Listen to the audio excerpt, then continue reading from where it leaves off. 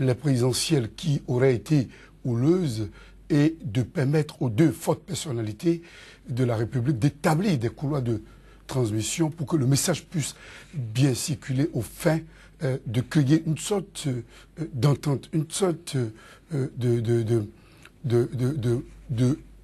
modus vivendi au sein des deux institutions pour que se déroule correctement la gestion du pays. Modus vivendi, la lecture ailleurs est tout autre. Il s'agit là de positionnement déjà stratégique.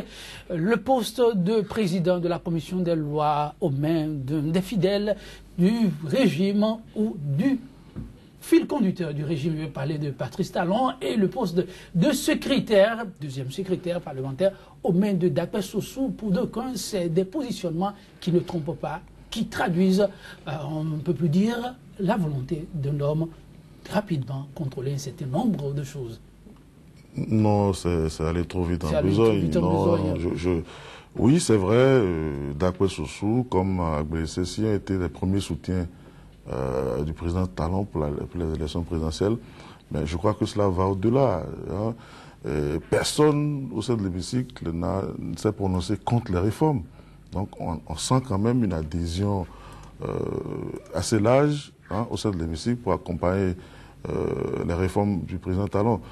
Et n'oubliez pas la position du président de l'Assemblée nationale dont le parti, dès le lendemain des élections, bien qu'ayant soutenu le candidat, le challenger du président Talon au second tour, a dit, oui, écoutez, les élections sont passées, nous, il n'y a pas de problème, nous l'accompagnons pour ces réformes. Et donc, il n'y avait plus de raison qu'il y ait des frictions au sein de l'Assemblée par rapport... Je vous ai dit tantôt que les considérations... on peut même dire que les considérations politiques n'ont pas beaucoup pesé dans cette élection. Jusqu'à la veille des élections, il y avait deux candidats à l'UN, par exemple. Il y avait Louis Vlavonou, hein, et Léon Rossi, qui représentaient tous deux l'UN. Et d'ailleurs, même on peut dire que l'un des grands enseignements de ce scrutin, c'est que l'UN ne s'est pas donné un spectacle. Et subtilement, il y a un d'entre eux qui s'est retiré. Et 20 députés, c'est quand même pas rien. Hein, donc je ne crois pas qu'on est dans un processus d'accaparement des leviers du Parlement par le président Talon. Je pense plutôt que par rapport aux réformes, il n'y avait même plus d'enjeux, hein, au sein de l'hémicycle, du moment où c'est vrai qu'il y a des courants politiques qui n'ont pas encore appelé jusque-là à soutenir officiellement le président Talon. Il y a FCBE, mais tout le monde sait aujourd'hui que avec les signes qu'on a vus entre le président Talon et l'ancien président Yaya Boni, oui, c'était plus... on ne voyait plus FCBE érigé en résistant au sein du Parlement. Et oui, il y a aussi la RB qui jusque-là n'a pas appelé à soutenir le président Talon, mais on a senti quand même que pendant la campagne, même la RB était assez divisée. Et le candidat Zissou n'était pas le choix, par exemple, de la présidente du groupe parlementaire RB à l'Assemblée. Et donc, je crois... J'ai eu l'impression plutôt qu'il y a eu des considérations. Vous savez, le vote étant secret, on ne peut pas apprécier très exactement la connotation politique des votants, mais je pense... Et puis, vous savez, ça doit être même très inquiétant pour le président Talon si c'était de la nouvelle configuration politique, parce qu'avec 58 députés, il ne pourra faire aucune réforme. Aucune réforme. Il faut mobiliser davantage de députés. Hein, pour aller au référendum, par exemple, il faut avoir au moins 63. Ça veut dire qu'il manque encore 5 à l'appel. Et donc, si c'était déjà la configuration politique qui s'est manifestée lors du vote d'hier, je crois qu'il doit y avoir des inquiétudes pour ceux qui veulent faire les réformes. Et donc, moi, je ne veux pas faire une lecture politique. C'est une assemblée qui est en pleine mutation. On a fait... Je ne veux pas dire que c'était une élection sans grand enjeu. Alors, je ne veux pas le dire, mais je ne crois pas qu'il y avait des intérêts politiques très clairs qui sont manifestés avec le vote de l'honorable Dagbert Sossou, enfin avec l'élection de l'honorable Dagbert Sossou au poste de premier secrétaire parlementaire. Mais François Gongo, vous, progressivement, comme le sont certains, les citadelles du Parlement, les voyez-vous en train de tomber au pied du chantre du nouveau départ? Je ne le dirai pas aussi facilement.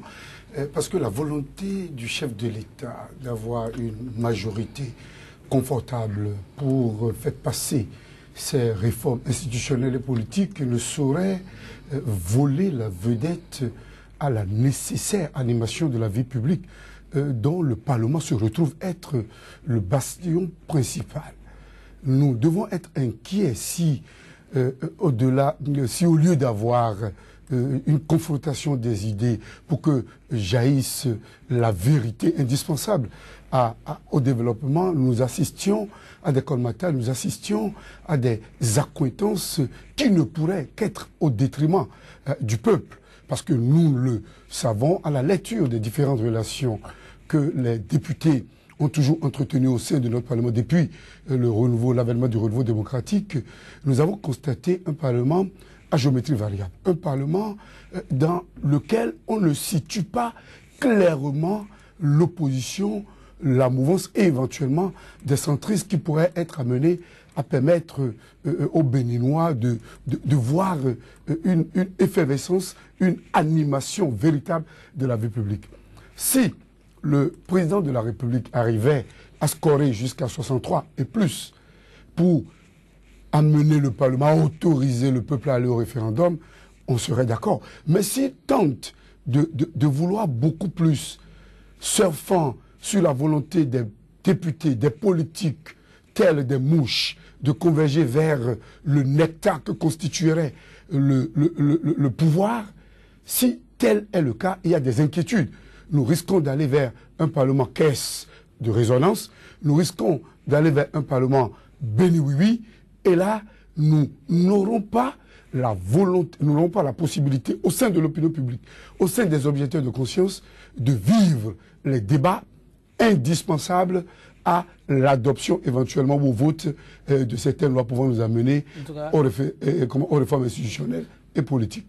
Dans le cas de figure, il n'y a pas d'inquiétude, le jeu politique se déroule normalement, le Parlement béninois est dans sa logique de mouvement, de valse, de députés, compte tenu de là où se trouveraient les intérêts, là où se trouverait le pouvoir. Et là, nous l'avions vu par rapport au soutien lors des présidentielles, où on y était à contre-nature, on y était sans tenir compte fondamentalement des intérêts, des desiderata de la base, et c'est tout simplement un bis repetita du scénario que l'on a observé pour la présidentielle qui serait en cours.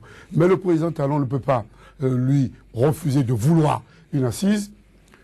La substitution de place astucieuse entre la présidence de la commission des lois et le deuxième secrétaire parlementaire donne la preuve qu'il y a un caractère compact de la majorité pour accompagner le président Patrice Talon et rien d'autre. En tout cas, lentement, les choses se mettent en place du côté du Parlement. Quelques jours plus tôt, on a eu la formation du groupe parlementaire Bénin Uni et Solidaire conduit par l'honorable Akhenatonde avec une configuration mi-figue, mi-raisin. Oui, Aribi Choubade, ce groupe parlementaire a clairement signifié toute son adhésion, comme d'aucuns, il y en a qui ont gardé le silence, comme vous l'avez fait remarquer, mais dit officiellement tout son engagement à accompagner les initiatives heureuses du gouvernement en place. Oui, vous savez, je vous dis, le président Patrice Talon, qui a dit qu'il n'est plus candidat à sa propre succession, ben, écoutez, cela, comment appelle-t-on, cela ouvre pratiquement la porte à toutes sortes de recomposition au sein de l'hémicycle. Aujourd'hui, se déclarer opposant au régime Talon, c'est... Oui, puisqu'il n'y a plus de compétition par rapport à lui. Lui, il finit son mandat de toutes les façons, il part. Donc, c'est ceux qui ont des ambitions politiques qui doivent se mobiliser pour éventuellement conquérir le pouvoir. Et nous sommes à 5 ans de tout cela. Pour le moment, on parle des réformes. Je crois que c'est l'élément politique le plus déterminant aujourd'hui au sein de l'hémicycle. Il n'y a pas... on a déjà formé le gouvernement et à l'allure vont les choses. Ce ne sera peut-être pas... les gouvernements comme à la Yaï, où chaque semaine, chaque bout de mois, on remaniait. Hein, c'est un gouvernement qui certainement va rester assez longtemps. Et les prochaines législatives sont annoncées pour dans 3 ans. D'ici là, on vient d'amorcer le processus des réformes. On ne sait pas encore jusqu'où ça va aboutir. Je crois que l'élément le plus déterminant, c'est par rapport à ça. Maintenant, sur cette recomposition au sein de l'hémicycle, c'est vrai qu'il y a encore quelques petits postes à grappiller, notamment la désignation des membres de l'Assemblée nationale pour la Haute Cour de justice et quelques autres institutions internationales. Oui, on peut voir apparaître, parce que vous savez, quand vous n'êtes pas assez visible dans un groupe parlementaire, c'est pas évident que vos intérêts soient pris en compte. Donc je pense beaucoup plus pour des intérêts autres que politiques dans ces recompositions. Et pour moi, aujourd'hui, il n'y a pas un enjeu politique assez clair, aussi bien pour le président Talon que pour ceux qui éventuellement voudraient peut-être s'opposer à son régime. Donc je ne vois pas d'affrontement politique dans tout ce qui se manigance actuellement, dans tout ce qui se passe actuellement au sein de l'hémicycle. Oui, les élections sont terminées, le gouvernement est formé, c'est vrai, il y a encore des nominations dans les tuyaux, mais fondamentalement, il n'y a pas aujourd'hui un enjeu à dire oui, moi je suis contre le gouvernement ou moi je suis pour le gouvernement. Et quand vous avez suivi le président de ce groupe parlementaire, l'honorable Akhenatonde, il a très bien précisé qu'ils ne sont pas là, ce sont pas les députés Godillot, c'est vrai, ils sont engagés aux côtés, lui-même il a été candidat, il a été dans la mouvance de la rupture, etc. Néanmoins, ce n'est pas évident que... Et puis vous avez vu, au-delà de ça, juste après, il y avait un groupe qui était menacé, parce que certains membres de ce groupe sont allés constituer... On aura apprécié ce qui s'est passé. Oui, et vous avez vu, c'est toujours, on ne peut pas dire que il y a les candidats de la rupture d'un côté, enfin, les partisans de la rupture d'un côté, et de l'autre, les gens qui sont contre. Je ne vois pas encore la configuration, se manifester au sein de l'hémicycle une tendance de résistance. Et c'est juste par rapport aux réformes.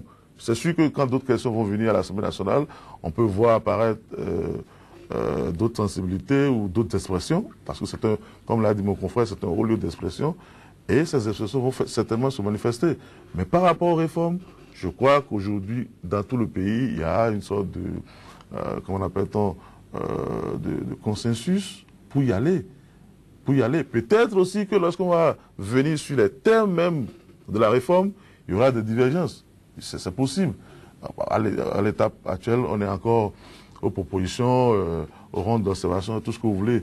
Et peut-être aussi quand on viendrait au débat réel à l'Assemblée, on verrait peut-être apparaître d'autres pôles. Mais la réflexion et l'expression, c'est toujours de mise au sein de l'hémicycle. Et lorsqu'on va venir sur des sujets bien précis où les gens doivent manifester leur intérêt, ça va se faire, il n'y a pas de problème.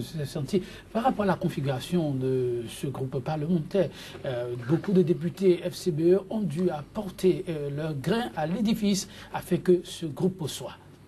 Oui, je dis, aujourd'hui, FCBE n'est pas en position de résistance. Le chef, je ne dirais pas qu'il a abdiqué, mais on l'a vu aux côtés du chef de l'État, enfin, très médiatisé, c'est certainement pour que cela puisse avoir une incidence politique. Et ça a commencé, à votre avis? Oui, donc je ne vois pas les FCBE en position de faire la résistance ou carrément l'opposition. Donc, voilà, dans ces conditions, la géométrie variable, elle est là, mais pour le moment, elle ne marque pas de camp.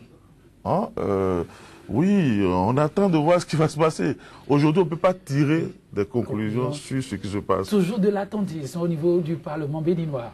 Je crois bien que la promesse de campagne du président de la République relative à un mandat unique contribue dangereusement à vicier le jeu politique au niveau du Parlement.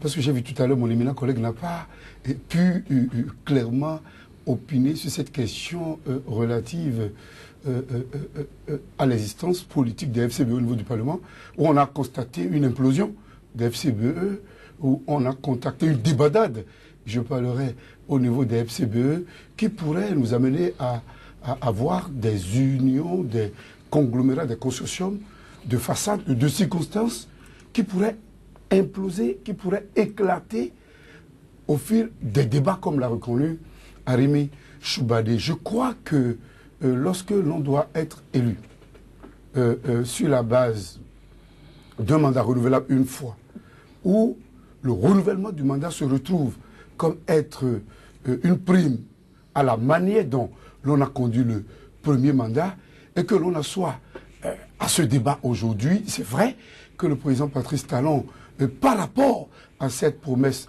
électorale, n'a été suivi que par 2 électeurs sur 10, mais c'est aussi vrai qu'il va devoir, au niveau de la coalition de la rupture, au niveau des candidats, au niveau des adeptes de la coalition de la rupture, élargir la base de manière, au sein de cette coalition, par prolongement, au sein des 65% et donc du gouvernement actuel, il va devoir chercher des assises. Entendu que déjà, au niveau d'autres tendances, comme l'a bien témoigné le président de l'Assemblée nationale et beaucoup d'autres ténors au niveau du Parlement, la volonté d'aller vers les réformes n'est plus une question à mettre sur tapis. Donc je crois que l'élan de la classe politique au niveau du Parlement, qui se fera forcément constater, fera constater sur le terrain par rapport à la mobilisation, parce qu'au niveau du référendum, la participation sera évidente. L'effectivité sera évidente. Mais ce n'est que par rapport au taux de participation des populations que nous allons juger de l'adhésion des populations aux réformes institutionnelles. À tel enseigne que, même si les acteurs politiques en arrivaient à s'entendre dans une logique de gentleman agreement, dans une logique d'attentisme par rapport au partage du pouvoir, parce qu'il ne faut pas l'ignorer, la plupart des acteurs politiques, la plupart des carriéristes politiques n'entendent pas vivre hors du pouvoir, hors des délices du pouvoir, hors de la jouissance, hein, j'allais dire du pouvoir. Donc, on constate l'attentisme, on constate l'équilibrisme, on constate des mouvements non expliqués, non justifiés, qui ne nous amènent pas à avoir des schémas clairs au niveau du Parlement pour qu'on suive l'impact que cela aura au niveau des débats par rapport aux réformes, mais tel que ça se passe aujourd'hui par rapport au groupe parlementaire créé par l'honorable, entre autres par l'honorable Akena Tondé, nous constatons que c'est un cocktail un peu détonnant qui pourrait imploser aussitôt qu'il y aura des intérêts qui diviseraient ses membres. Et le même cas de figure pourrait être constaté pour un autre groupe parlementaire dont on parlera tout à l'heure. Oui, ce groupe parlementaire, on ne le nomme pas, c'est le groupe qui, à un moment donné, a failli voler en éclats. Je veux parler du groupe République et Solidarité Nationale de Barthélémy Cassa. C'est un groupe qui était menacé d'explosion au même titre que celui conduit par l'honorable Octave Rougbégbé. Mais à l'arrivée, on a assisté à une renaissance telle le phénix à Rémi Choubaré. Le miracle est venu comment? Non, pas le miracle. C'était pas le miracle. Vous savez, nous sommes dans une période presque de transition. Hein, on va vers des réformes. Et voilà, c'est pour ça la démarche des réformes, on revient toujours à la démarche des réformes. Ça impacte tout ce qui se passe là. Non, mais on ne peut pas faire des réformes sans avoir réformé le système partisan. Si nous continuons à avoir ces gens de députés, ces gens de comportement, cette lecture presque embrouillée des lignes au sein de la classe politique, on ne peut pas donner une réforme à exécuter à une classe politique de ces gens-là. Il faut commencer déjà par réformer le système partisan. Et je crois que même les députés en sont conscients. Ce que vous voyez, c'est un peu, comment appelle-t-on, chacun prend ses marques pour voir avec qui, dans le futur, nous allons peut-être, parce que tout le monde sait aujourd'hui que les camps aujourd'hui en présence sont intenables. Vous parlez d'explosion, de recomposition, et ça menace presque tous les groupes. Les groupes sont aujourd'hui à 1 ou 2 députés de près. Il suffit qu'il y ait balancement de chaises, et puis ça peut éclater par-ci, ça peut recomposer par-là. Donc, dans ces conditions, il faut forcément aller à la stabilisation de cette classe politique avec des lignes assez claires, avant maintenant de dire nous voulons aller à une réforme. Mais moi, je vois, on fait des réformes pour des gens, et vous voyez un peu... Ils se cherchent encore. Oui, vous voyez un peu ceux pour qui on fait ces réformes-là. La première des réformes, qui n'a même pas besoin de réviser la Constitution, pour le moment, c'est la réforme du système partisan. Et ça devait être la priorité. Dès qu'on a comment vous appelez, les partis politiques de type nouveau, désormais au sein de l'hémicycle, avec peut-être 2 ou 3 grands groupes parlementaires, avec des lignes assez claires, où on ne peut pas retrouver quelqu'un du jour au lendemain de ce bord à un autre. En ce moment-là, on peut aller discuter sereinement et calmement des réformes. Mais bon, j'ai l'impression qu'on est en train de mélanger les choses. Bon, pourvu que tout cela, parce qu'aujourd'hui nous sommes dans une période de transition, surtout avec un président qui marque sa volonté très clairement de ne faire qu'un seul mandat. Ça veut dire quoi? Moi je fais mon mandat, vous les politiques, organisez-vous pour gérer le pays. Et cela convient justement à une période de transition comme que ce soit un pouvoir d'un mandat. Et ça, c'est un avis très personnel qui rejoint certainement l'avis de mon confrère Médéric. C'est pour dire que oui, un mandat, c'est très bon pour une période de transition. Mais après, lorsque nous allons rentrer... Dans les débats non, pas dans les débats. Dès que nous finissons la transition et qu'on a l'impression que maintenant nous avons installé des partis politiques responsables qui ont des, comment vous appelez, des liens de légitimité assez clairs, assez nets. Poser le problème de mandat. Oui, les problèmes de mandat peuvent être discutés. Parce que vous avez vu dans d'autres pays, on prend par exemple le Sénégal, où quand Wade est venu, il a fait plein de réformes. Et les partis, on a mis en cause ces réformes-là. Il ne faudrait pas que... à chaque régime, nous commençons encore par remettre en cause. Et puis moi, j'ai un petit souci par rapport à ces réformes. Okay. Il y a une décision de la Cour constitutionnelle sur les articles non révisables. Oui. Et je crois que les questions des mandats font partie de ces articles presque déclarés non révisables. C'est-à-dire que si vous voulez rester dans le cadre de cette constitution, vous ne touchez pas à ces articles. Maintenant, si vous voulez aller à une autre constituante, refonder une nouvelle république, oui, d'accord. Mais si vous voulez rester strictement dans la Constitution actuelle, juste faire des aménagements, il y a une décision de la Cour constitutionnelle qui rend certains articles pratiquement inamovibles. Alors donc, je veux voir comment, techniquement, ça c'est des techniques juridiques, je ne sais pas très bien comment ces questions-là vont être réglées dans le cadre du processus actuel. Oui, mais jusque-là, pour moi... la méthode, il y a encore quelques retouches à faire par rapport à ça.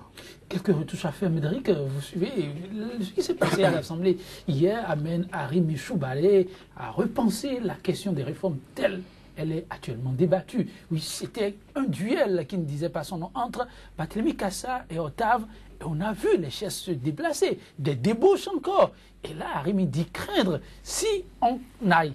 On va plutôt aux réformes telles on le fait et qu'on envoie ensuite ces réformes aux députés qui ne sont pas en somme stables, le verre restera toujours dans le fruit.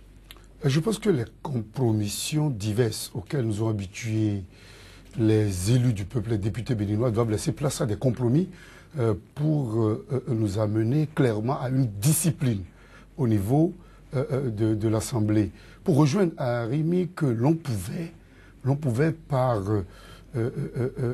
une introduction de propositions ou de projets compte tenu du schéma qu'on adopterait, l'on pourrait aller vers une bipolarisation ou une tripolarisation du Parlement de manière à savoir ceux qui sont clairement dans la mouvance, ceux qui pourraient être dans l'opposition. On pourrait ne pas obliger, on ne devrait pas obliger les députés à se loger dans tel ou dans tel camp, mais à travers les tests, on pouvait créer des rigidités, des situations qui obligent des députés à ne pas changer de camp au gré de leurs intérêts, au gré des circonstances et au gré des événements du moment. Dans ce cas de figure, on réussirait d'abord à nettoyer le système partisan qui n'a pas véritablement besoin d'aller vers le référendum comme cela se dit dans d'autres circuits, et facilement les députés vont prendre le devant du débat pour conduire la population, pour animer les discussions, pour animer les échanges dans le cadre d'un référendum par rapport à notre Constitution. Ceci étant, c'est qu'il faut que les avis soient clairement exprimés dès le départ. Nous ne pouvons pas, tel que le chef de l'État le dit aujourd'hui, nous ne pouvons pas aller à la révision de la Constitution sans remettre en cause quelques fondamentaux qui restent et demeurent très chers à la Cour constitutionnelle et au peuple béninois. Je veux parler de la limitation de nombre d'âge, je veux parler du caractère républicain de notre pays, je veux parler de beaucoup d'autres aspects qui avait plombé le débat dans un passé récent. Mais dans le cas de figure, par rapport au FCBE, parce que nous devons parler de cela également, la volonté du président du groupe parlementaire de se faire une santé politique au regard de l'éventualité des poursuites qui pourraient être amenées à être engagées contre lui, si l'on devrait tenir compte du récent, j'allais dire, propos du chef de l'État par rapport à son entretien avec Le Monde, amène l'homme dans une logique de sécurité, dans une logique de montrer au chef de l'État qu'il pèse politiquement, amène cet homme qui pourtant n'avait pas été des meilleurs combats avec la plupart de ceux qui sont avec lui aujourd'hui lors des présidentielles, à chercher une couverture. Lui ne cherche qu'une couverture et il va vouloir, dans les jours à venir, dans la logique de soutenir le chef de l'État par rapport à ces réformes, essayer, dans une logique de rapport de force, de vouloir tirer sur la ficelle. Je pense qu'il va falloir tenir compte par rapport à ce groupe parlementaire. De l'autre côté, les FCBE ont l'obligation d'exister. Et puisque les FCBE doivent exister, et puisque déjà au niveau du gouvernement, on peut être amené à constater quelques égarements, quelques erreurs qui pourraient mettre à la touche certains acteurs de première par rapport à la rupture ou certains opposants de première par rapport à la rupture, déjà nous constatons qu'il y a des élans d'opposition, nous constatons qu'il y a des velléités de ne pas accepter systématiquement ce qui se passe. Choubaré, le choix de Barthélémy Cassa, être chef au numéro 1 d'un groupe parlementaire, ça vous sécurise de comparer devant la justice? Non, je crois son groupe parlementaire, c'est un groupe de députés. Ça ne fait pas la majorité. Une couverture. Oui, ça ne fait pas une couverture. Donc, oui, c'est son droit le plus absolu de chercher à être présent au niveau de la conférence des présidents. Il était déjà président du groupe parlementaire. Donc, oui, on va quand même pas lui demander de démissionner de l'Assemblée nationale pour le moment. En tout cas, pour l'instant, il y est. Il n'est pas venu, Arrivé Choubaré, avec votre permission, grâce à une constitution, une configuration quand même qui amène à s'interroger. On a exclusivement, sinon presque, les députés FCBE et ceux de l'alliance politique reconvertie. La même alliance, FCBE dit, reconvertie, mais ayant soutenu en tant le candidat Sébastien Adjamon. Et ça, ce n'est pas anodin, non, cette configuration? Non, je vous dis... non, vous savez, nous sommes dans une période de transition. Il ne faut pas oublier, ce n'est pas des intérêts politiques qui sont en jeu, en fait. Hein? Vous avez parlé de Cassa. Ce n'est pas tous ceux qui ont supporté le candidat Adjamon qui sont allés dans le groupe parlementaire de Cassa. Non. Comme je disais, majoritairement des FCBE et des FCBE reconvertis. Oui, parce que vous savez, comment l'appelle-t-on, c'est des affinités, hein, certainement même personnelles, hein, qui sont entrées en jeu pour recomposer un groupe parlementaire qui était en dérive. Ce n'est pas qu'on a constitué une nouvelle légitimité politique au sein du Parlement. Non, c'était une légitimité qui existait et qui était menacée d'exclusion. Mais ça s'est passé à plusieurs reprises dans le passé. On a vu des groupes parlementaires qui devaient disparaître. On a même vu, pendant la législature qui est passée, le groupe parlementaire PAD qui était menacé de disparition et le député de la mouvance a accepté siéger juste pour garder en vie ce groupe parlementaire. Et généralement, ça se passe sur des affinités presque personnelles que sur des considérations de politique. Je ne crois pas que ceux qui sont allés dans le groupe parlementaire de Cassa ont voulu créer un bloc de résistance ou d'opposition forcément à ce qui se passe. C'est sûr, parmi eux, il y a des gens qui ont de très bons rapports avec les autres. Et vous allez voir que lors des débats, ce ne serait pas un groupe parlementaire contre groupe parlementaire. À l'intérieur même des groupes parlementaires, vous verrez des jeux d'alliance qui se nouent. Donc, je crois que nous sommes dans une période de transition et si le processus de réforme aboutissait, au bout de quelques mois, on n'aurait même plus comment on appelle ça, cette configuration au sein de l'hémicycle. Donc, il n'y a pas de problème.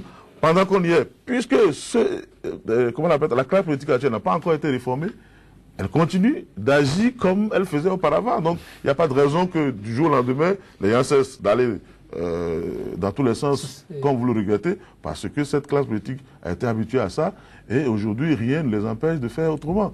Et pour ça, on revient, si on veut que les réformes aboutissent, oui. on commence déjà par réformer cette classe politique. Et tant qu'on ne l'aura pas fait, moi je veux bien voir qu'on aille donner les réformes à la classe politique actuelle, de les appliquer. Bon voilà, moi je m'interroge. Très rapidement, oui, le temps est complètement terminé. Malheureusement, oui, le temps joue parfois contre nous. Que dites-vous de cette sommation de la Cour constitutionnelle que désormais les députés puissent déclarer leurs biens?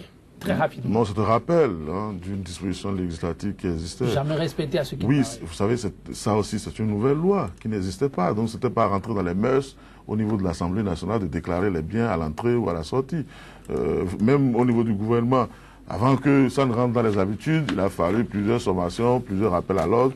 Donc il ne faut pas avoir... ça ne s'est jamais fait, c'est un début, la Cour l'a rappelé, et en principe, oui, les députés vont se conformer à ça, il n'y a pas de problème. Un député ne gère pas de données publiques. Je ne vois pas ce qu'un député peut craindre à l'entrée ou à la sortie. Donc je crois que c'est une formalité qui a été éditée, qui n'a pas été respectée, la Cour a rappelé. Merci Harry Choubale, oui, Médéric François Gongo, la sommation de la Cour constitutionnelle. Oui, les députés, oui, mais en premier lieu, les membres du gouvernement devraient être les premiers à le faire parce que ce sont eux qui ont en charge la gestion quotidienne des affaires publiques et qui pourraient être amenés à se sucrer sur le dos du peuple et avoir des biens au-dessus de ce que le salaire, les émoluments leur donnent. C'est une bonne décision pour les députés qui ne doivent craindre de rien pour rien. C'est vrai que la plupart des députés sont des hommes d'affaires qui ont des sociétés et qui font des marchés publics au niveau du gouvernement, comme on l'a constaté dans un passé récent. Nous aurions aimé qu'il n'y aura pas de conflit d'intérêts, qu'il n'y aura pas de tentatives de délit d'initié. François Gongo, Harry Choubale, oui, pas de délit d'initié, on le souhaite. Merci pour votre contribution à l'enrichissement de ce débat. Demain est un autre jour, mais 100% bénin.